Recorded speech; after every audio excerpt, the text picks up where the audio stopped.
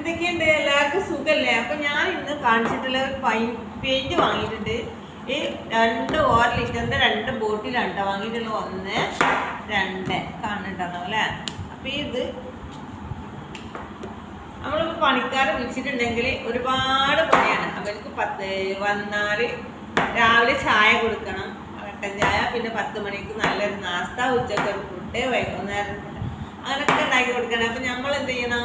സ്ത്രീകൾ വിളയിൽ നമ്മൾ വീട്ടമ്മമാരായാലും നമ്മൾ അവർക്ക് ഫുഡ് ഉണ്ടാക്കി കൊടുക്കാനായിട്ട് എന്താ അവിടെ നിൽക്കണ്ടേ? അപ്പോൾ എന്തിനാ പത്ര കഷ്ടപ്പെട്ട് ഞാൻ വിചാരിച്ചിട്ട് ഞാൻ ബോട്ടിൽ വാങ്ങി പൈൻ്റ് അടിച്ച് ഞാൻ തന്നെ അത് ചെയ്യാൻ വിചാരിച്ച്.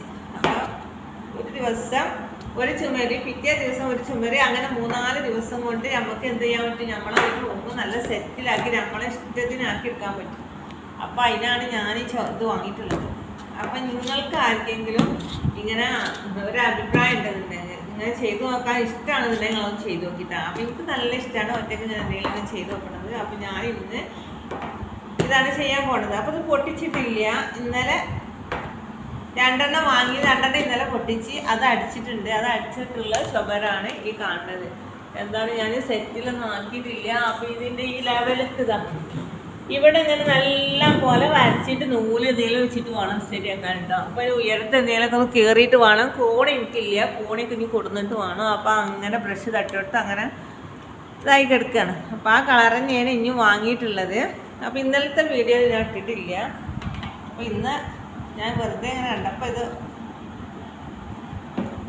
വീഡിയോയിൽ കാണിക്കാം എന്ന് വിചാരിച്ചിട്ട്. ഒരുപാട് സ്ത്രീകളുണ്ടല്ലോ വീട്ടിൽ അങ്ങനെ പണിക്കാരെ വിളിച്ചിട്ടുമ്പോൾ അവർക്ക് ഫുഡ് ഉണ്ടാക്കി കൊടുക്കണം, പിന്നെ വൈകുന്നേരം പോകുമ്പോൾ പൈസ കൊടുക്കണം, അങ്ങനെയൊക്കെ. അപ്പോൾ ഇത് നമ്മൾ സ്വന്തമായിട്ട് ചെയ്തിട്ടുണ്ടെങ്കിൽ നമുക്ക് സ്വന്തമായിട്ട് കാണുമ്പോൾ അത് വേറൊരു ഫീലിംഗ് ആയിക്കാരം, നല്ലൊരു ഭംഗിയായിക്കാരം നമ്മൾ തന്നെ ചെയ്തിട്ടുണ്ടാകുമ്പോൾ നമ്മൾ.